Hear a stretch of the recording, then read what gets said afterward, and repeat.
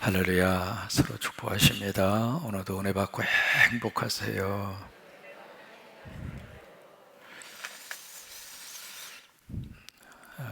우리 선지서라고 하는 이제 선지서 또는 예언서라 그렇게 이야기를 하는데 일반적으로 크게 두 가지의 내용이 있습니다. 가장 먼저 나오는 그 메시지는 바로 심판의 메시지고 또 하나 그 다음에 이제 이어서 나오는 메시지가 구원의 메시지입니다.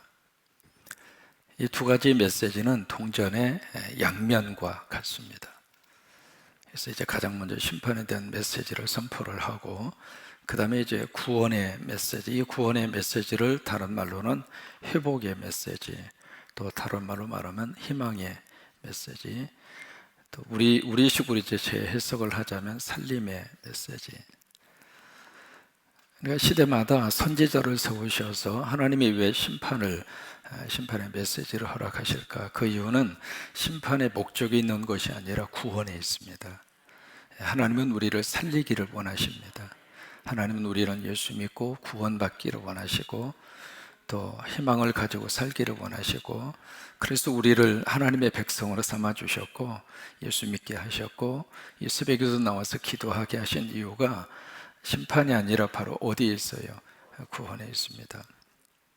그래, 구원의 메시지를 전하기 위해서 가장 먼저 사실 그 시대에 심각한 이 심판의 메시지를 그들에게 던지는데, 이 심판의 메시지를 통해서 무엇을 드러내느냐면 죄를 드러냅니다.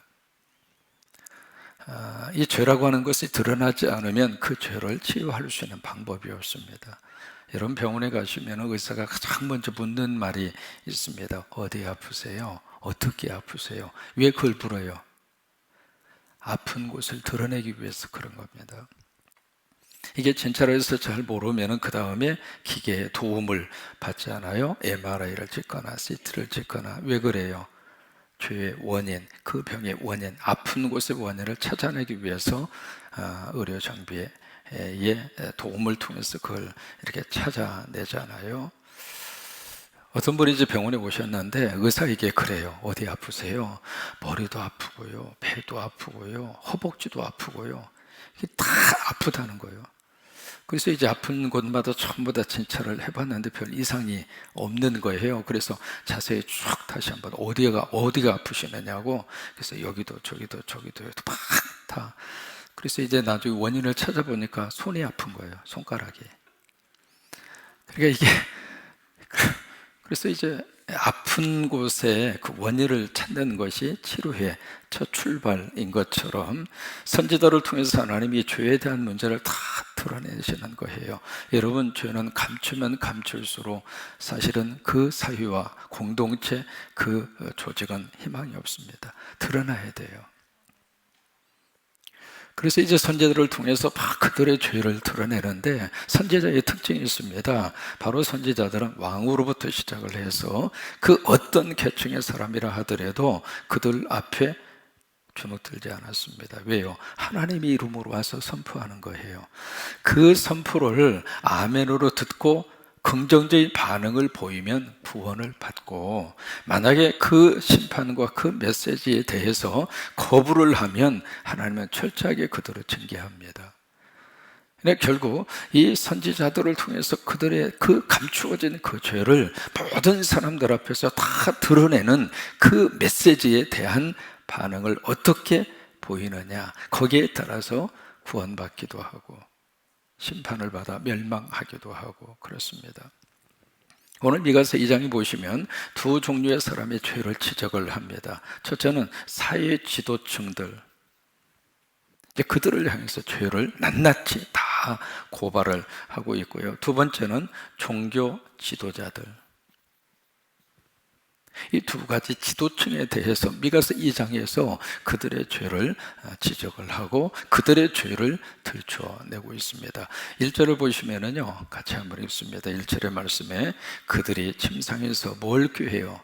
그들은 누구냐면 지금 사회 지도층입니다. 힘 있는 사람들, 권력도 있지요, 돈도 있지요, 가진 것도 많지요. 그게 여기서 말하고 있는 그들입니다. 일반적인 모든 사람을 통칭하고 있는 것이 아니라 뭔가 힘이 있어요. 뭔가 그들 손에 뭐가 쥐어진 게 있는데, 그들이 침상에서 저녁에 자면서도 뭘 지금 머릿속에 계획하고 있는가? 죄를 꾀하고 악을 꾸미고, 그리고 날이 밝으면 그 손에 뭐가 있어요? 힘이 있으므로. 그러니까 힘 있는 자라 그 말이에요. 힘이 있기 때문에 그 저녁에 침상에서 죄를 꾀하고 악을 꾸몄던 그것을 대낮에 가서 그대로 가서 행하는 자라고 하는 말이에요. 그들에게 뭐가 있는가? 화가 있을지언정. 이게 죄를 지어도요, 힘이 없는 사람은 죄 지을 만한 여력이 없습니다. 그러니까 힘 있는 사람들이 그 힘을 이용을 해서 그 힘을 가지고 힘없는 사람을 누르는 거예요. 그리고 짓밟아 버리고요, 그들을 못 살게 굴고요. 그것이 우리 사회 속에 지금 갑질이라 그렇게 표현을 하고 있잖아요. 그러니까 그들의 힘이 있으므로 저녁에 악하고, 여기에 등장하는 단어 자체가 죄, 악, 그런 단어만 등장하고 있잖아요. 그러니까 그들 속에 뭐가 없는가? 하나님이 없는 거예요. 하나님이 없으면은 그 사람과 그 공동체 속에 뭔만 가득하게 차게 두는가? 마귀와 사탄이 좋아하는 것만 우글우글거리게 되어 있습니다. 그것이 바로 죄고, 그것이 바로 악이에요. 그 힘이 있기 때문에 그 힘을 가지고 대낮에 그것을 다 여기저기에 지금 행하고 있다 그 말이에요. 이제 한국이 지금 범죄율이, 해가 갈수록 범죄율이 증가하고 있습니다. 그런데 이 범죄율이 이렇게 지역 분포도로 이렇게 자세히 들여다보면 한국의 강남 3구가 있죠. 강남에서도 3구. 강남 3구가 강남하고 서초하고 송파, 그것을 강남 3구라고 그럽니다. 그러니까 한국 안에서도 말 그대로 가장 어떤 면에서 화려하고 가장 힘이 있고 가장 돈이 몰리는 장소죠. 거기에 아파트는 뭐 우리가 상상할 수 없을 정도로 아파트 한 채에 뭐 수십억씩 그렇게 올라가는 그런 아파트, 거기서 출비한 그 동네가 강남 3구잖아요. 근데 그 강남 3구가 지금 쭉 이렇게 평균적으로 범죄율의 저기를 퍼센테이지를 보면 성폭행, 절도, 폭력, 그 다음에 사기 사건이 한국에서 가장 높습니다. 다시 알려드릴게요. 성폭행, 절도, 폭력, 사기 사건. 그게 한국에서도 가장 잘 산다고 하는 동네잖아요. 그 동네 돈도 있고 화려하고 힘도 있고 권력도 있고. 이게 바로 뭐냐면 힘이 있는 곳에 성령님이 함께 하시고 하나님이 함께 하시면 그 힘이 사람을 살려냅니다. 근데 힘이 있는 곳에 하나님이 없으면 사람을 죽입니다. 그 지도층들의 그 죄를 이 미가 선지자가 그냥 그들의 그 죄를 들추어내면서, 그 다음에 2절의 말씀에 가서 보시면 또 무슨 죄를 그들이 범하고 있는가? 2절 함께 있습니다. 밭들을 탐하여 빼앗고 집들을 탐하여 차지하니 그들이 남자와 그의 집과 사람과 그의 산업을 강탈하도다. 여기 탐하고 탐하여 빼앗고 그 다음에 강탈하고, 이 단어 자체가 지금 우리에게 시사하는 바가 아주 강렬하잖아요. 없어서 빼앗는 것이 아니라 있는데 빼앗는 거예요. 사람의 욕심은 한도 끝도 없어요. 좀 자기가 좀 넉넉하면 같이 놀아 먹으면 얼마나 좋아요. 근데 자신이 가지고 있는 힘을 가지고 집을 빼앗고 밭을 빼앗고, 그것도 이제 막 그냥 강탈을 하고, 이게 구체적인 내용이 열왕기상 21장에 나옵니다. 열왕기상 왕상 21장에 보시면은 누가 나오냐면 아합 왕이 나옵니다. 아합 왕이 통치하던 시절에 거기에 나봇이라고 하는 사람이 포도원이 있습니다. 근데 이 아합 왕이 그 포도밭에 그냥 필이 꽂힌 거예요. 그 포도밭을 가지고 싶어가지고, 그러니까 이 나봇에게 가서 그거 좀 달라고, 내 다른데 좋은데 주겠다고. 그러니까 나봇이 아이고 주고 싶어도 줄 수가 없다고. 왜? 땅은 하나님의 것이기 때문에 내 마음대로 할 수 없다. 두 번째, 이 땅은 하나님이 우리 조상들에게 주신 유업이다. 유업이라고 하는 말을 썼거든요. 여러분 여기 2절에 보시면은 산업이라고 하는 단어의 뜻이 유업이라고 하는 뜻이에요. 우리말로 이게 산업이라 되어 있습니다만은 그 유업이거든요. 이 조상들이 주신 유업이기 때문에 이것을 다른 사람에게 줄 수 없다고 하나님이 금하셨습니다. 그러니까 나봇은 이 땅을 내 마음대로 줄 수 있고 다른 데로 옮길 수 있고 그런 권한이 나한테 없다 그 말이에요. 하나님이 주신 것이기 때문에. 그러면 누가 믿음이 좋아요? 나봇이 믿음이 좋아요? 아합이 믿음이 좋아요? 나봇이 믿음이 좋죠. 그래서 이제 이 아합 왕이 가만히 들어보니까 맞잖아요. 그래서 어떻게 못하고 끙끙대고 있으니까 그 눈치를 누가 챘는가? 부인 이세벨이 눈치챈 거예요. 눈치채가지고 아이 당신이 왕인데 그까짓 포도밭 그거 하나 갖지를 못하느냐고. 가만히 있으라고. 내가 알아서 다 하겠다고. 그때부터 이세벨이 악한 꾀를 생각을 하는 거예요. 여러분 여기서 남자는 장가를 잘 가야 돼.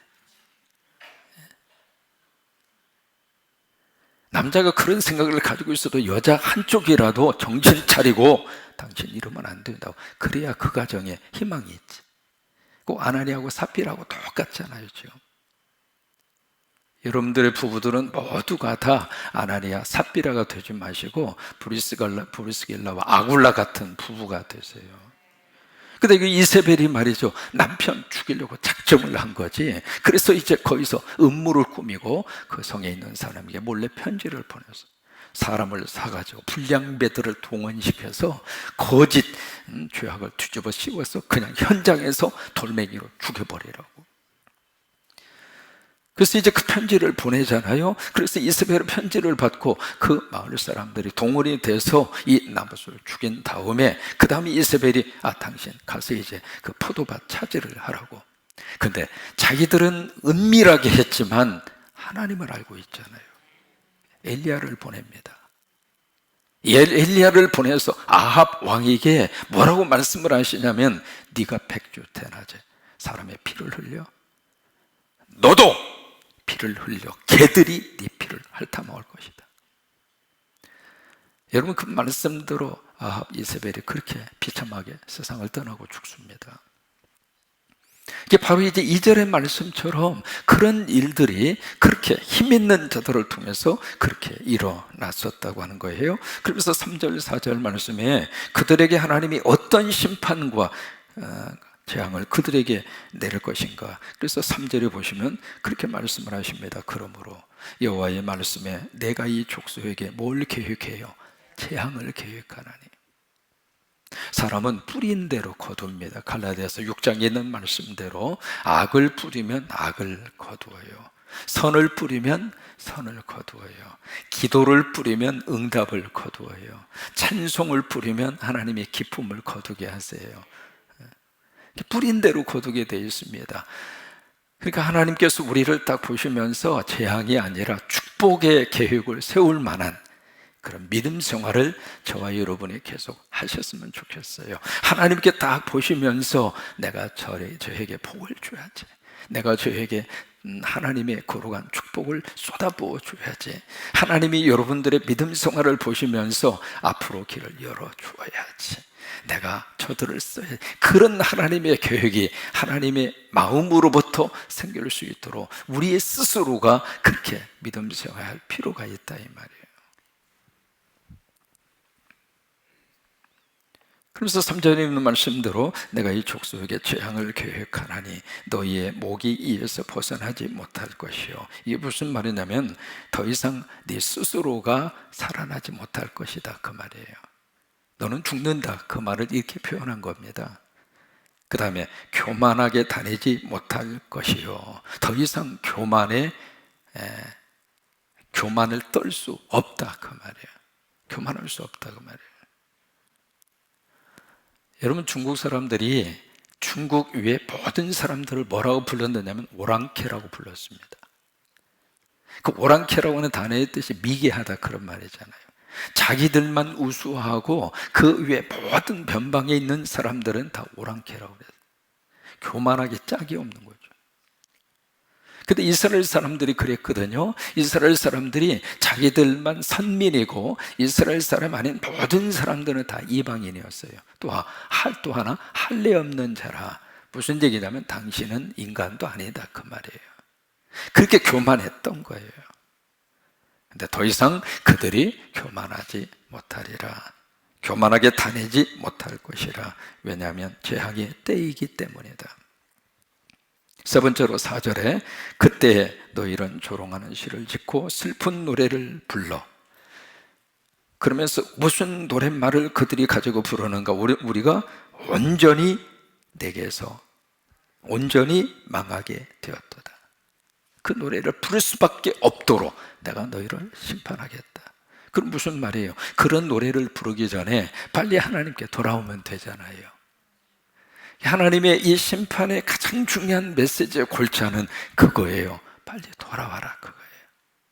계속해서 그 길을 고집스럽게 가면 결국 예언하고 선포한 대로 심판을 받게 되고 멸망하게 되고 죽으니까 빨리 그 메시지가 지금 전해지고 있다는 이야기는 아직 희망이 있다 그 말이거든요. 아직 가능성이 있다 그 말이거든요. 그 말씀이 들려주고 그 말씀을 통해서 내가 깨닫고 돌아오면 하나님이 그 심판과 그 재앙을 그들에게 내리지 않으시잖아요.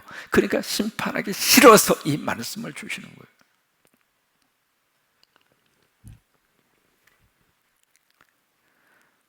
사절 계속해서 봅니다. 그가 내 백성의 산업을 옮겨 내게서 떠나게 하시며 우리 밭을 나누어 패역자에게 주시는도다. 이게요 여호수아서를 통해서 나온 내용하고 정반대입니다. 요단강 건너서 가나안 땅을 차지했잖아요. 차지한 다음에 그 땅을 12지파에게 막 제비를 뽑아서 나누어 줍니다. 여러분 그때 이스라엘 백성들이 얼마나 행복했을까. 여러분 땅이 없는 사람의 땅이 생긴다 기쁘잖아요. 야 나도 땅 생겼다.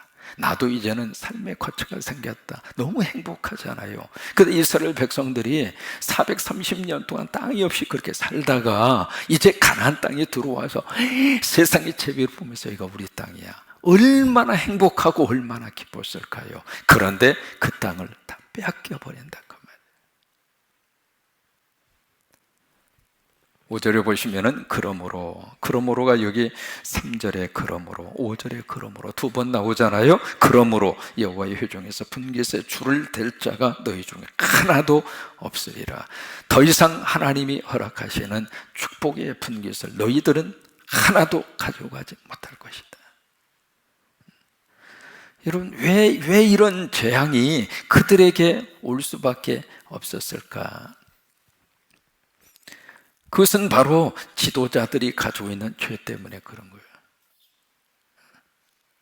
악을 꾀하고 그리고 죄를 짓고 그리고 부패하고 그것이 결국 그들에게 재앙을 가져오게 되는 요인이 됐다고 하는 거예요.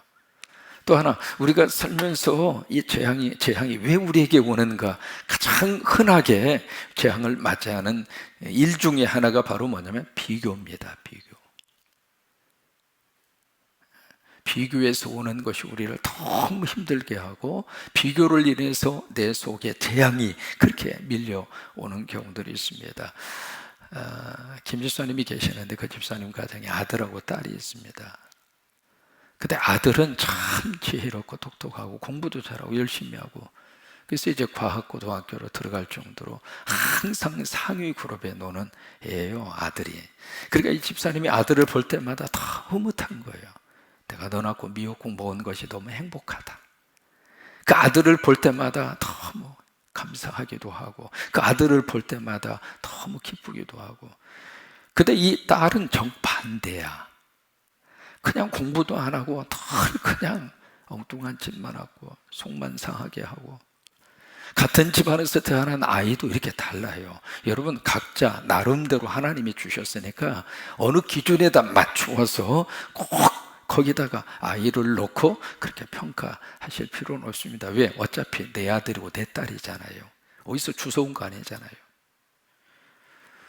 근데 이 김 집사님은 이 딸을 볼 때마다 성질이 나는 거예요. 그러니까 그것을 그냥 꼭 참고 있으면 괜찮은데 그것을 꼭 그 애 앞에 표현을 합니다. 야, 너 오빠 반만 따라가 봐라.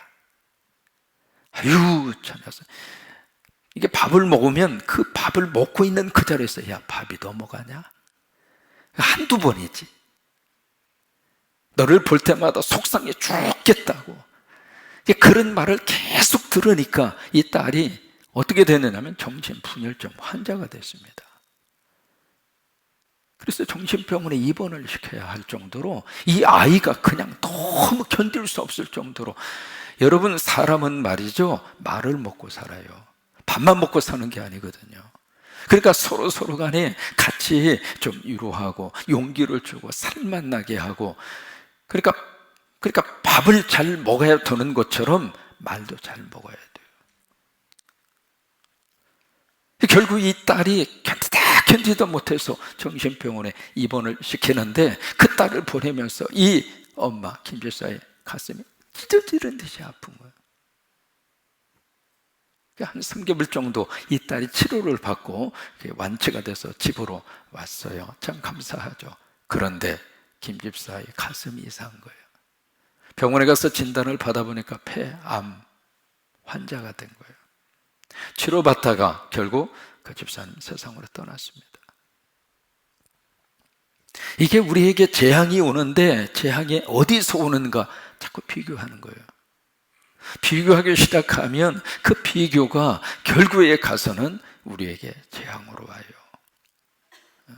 그래서 우리가 하루하루 살 때 해도 두 가지로 살아요. 첫째로 뭘로 사는가? 비교급 인생을 사는 사람이 있고요, 그 다음에 최상급 인생을 사는 사람이 있습니다.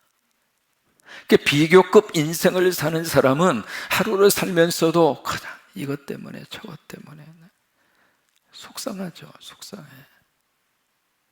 근데 우리는 예수님 안에서 어떻게 살아야 하는가? 최상급 인생을 사는 거예요.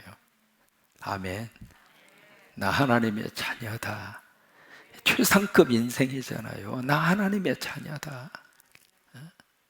나는 하나님의 사랑을 받고 살고 있다. 최상급이잖아요.